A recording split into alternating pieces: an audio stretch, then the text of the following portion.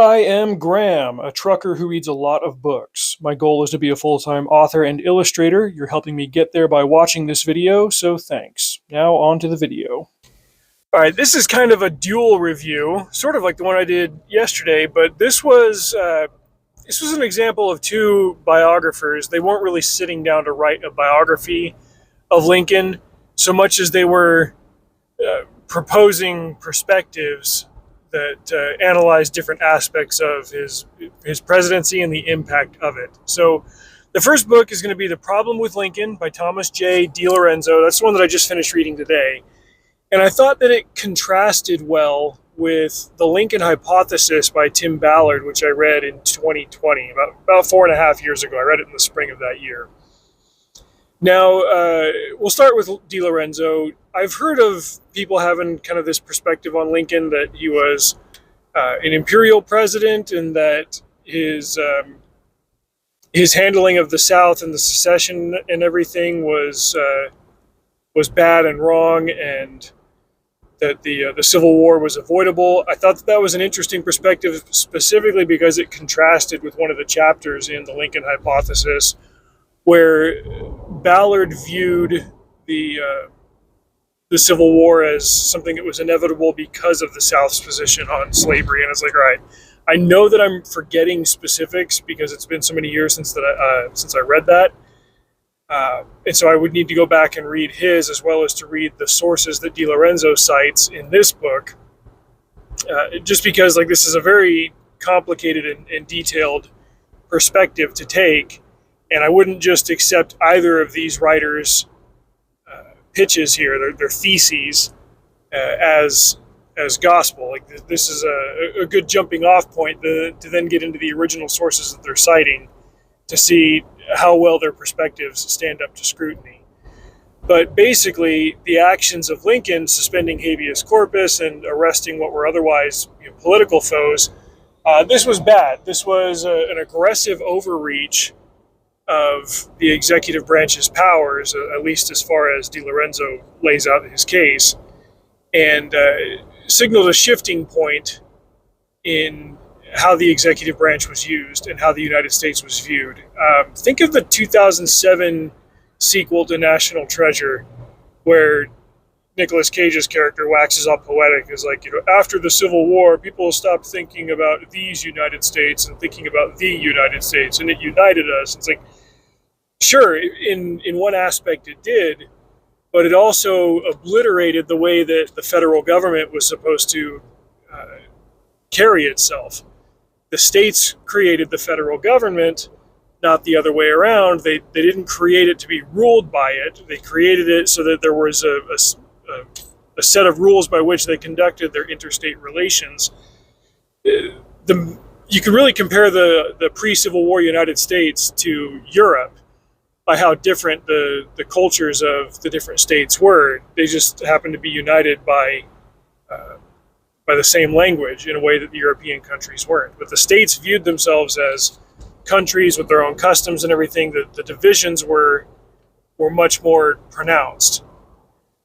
But I'm doing a poor job of describing this, but it's something that I've encountered before in my readings on the Civil War, just that it was such a different time period, and the perspective that we have now with 160 plus years of hindsight is far different than they had then with 80 some odd years of hindsight since the American Revolution. But basically the case that DiLorenzo lays out is that that Lincoln abused the office, and that what he did was wrong, and that the southern states should have been allowed to secede, and that they had a plan for the end of slavery, and only this amount of people practiced it, and blah blah blah. And I was like, okay, that's an argument that I've heard back and forth. Basically, this book was a jumping off point for a larger study. And while I've got all these books that I want to sit down and do detailed series on, I'm doing it with fiction right now with the Silmarillion, and I've got other fiction books that I would want to study, but I do have non-fictions that I want to analyze and classics that I want to analyze. I think doing a deep study of DiLorenzo and Ballard head to head would be a productive series of reading.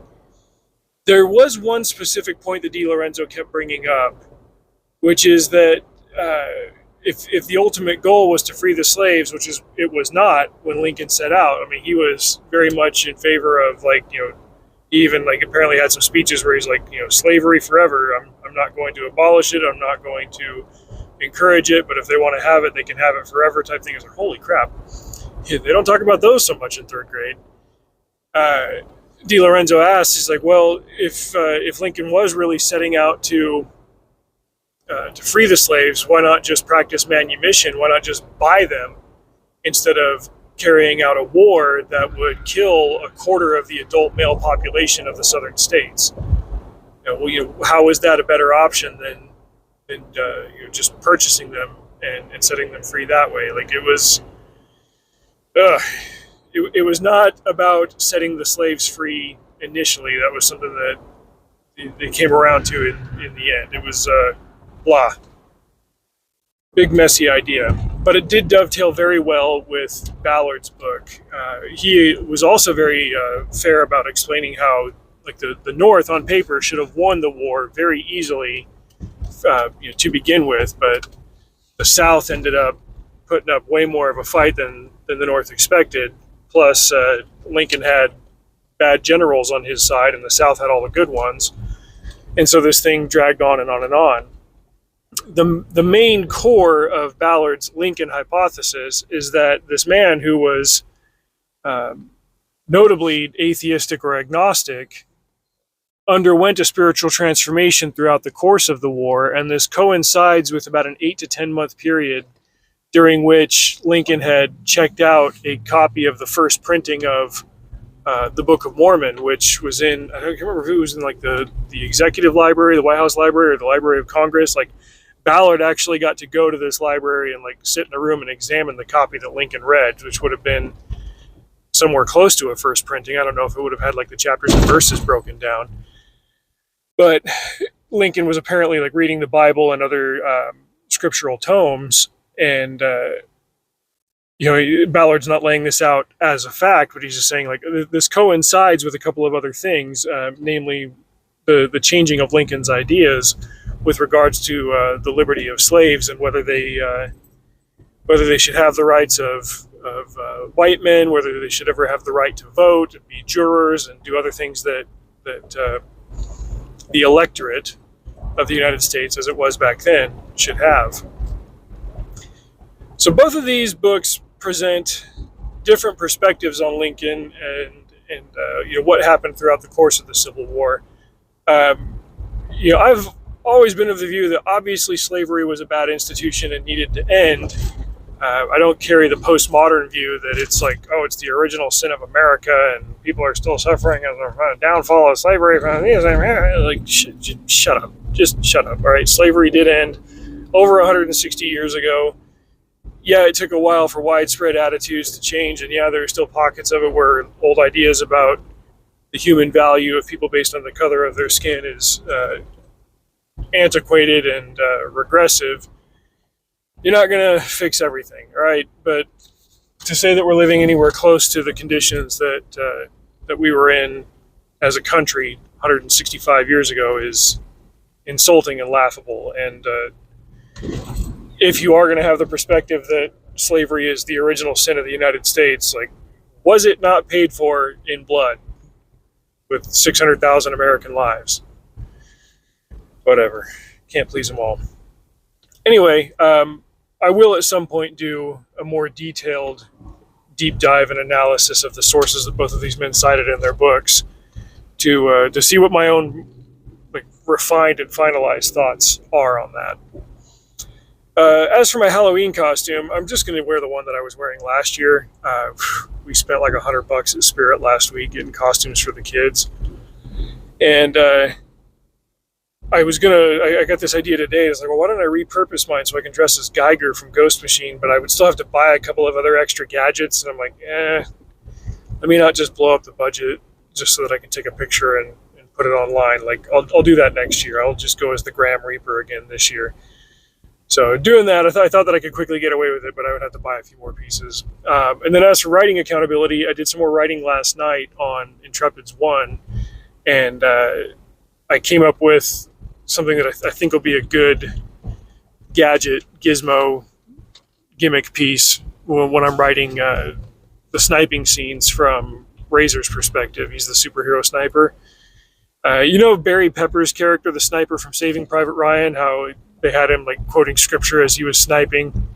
I came up with this mechanism because I figured, well, snipers have to be precise and they've got to keep a tempo and a cadence and stuff. And I thought it would be cool if he did that and he did some like rhyming as he was lining up his shots and trying to keep his shots clustered and focused if he was going up against multiple foes. Like, so I came up with this almost like Seussian rhyming scheme that Razor Edge recants? No, chants, I guess. When he's lining up his shots, I thought that was fun, and I think it's going to go over well when people read it. So yes, I'm still making myself sit down and write for, even if it's only a half an hour a night, if that's all I can muster, then I'll do that because I like writing and it makes me feel good. And holy crap, it is windy today. So, all right, that's enough rambling for now. But I do recommend this book by Di Lorenzo. It was good, and I like to be challenged on preconceived notions, and sometimes those challenges are and they end up being bullcrap, like Nicole Hannah Jones and the 1619 Projects. Like, nope, you're just writing myths and lies and peddling racism for the 21st century, and seek life elsewhere. We don't do that here. But yeah, I like being challenged on things like this, and I think it would be at least worthwhile to explore this particular perspective on Lincoln, that he was wrong, that he was tyrannical, and that his abuses from a legal perspective ended up doing damage in the long run. We'll see. I'll get there eventually, as far as a study of that goes. Thank you for watching that. To help the channel, check out my books on Amazon. Buy one, read it, tell me what you think. For October, I recommend Sleepless Hollow, a fantastic sci-fi romp with guns, ghosts, and gonzo action sequences. You can also subscribe to my Substack, where I do more detailed book reviews and longer-running projects, some of which is paywalled. Drive safe. See you out there.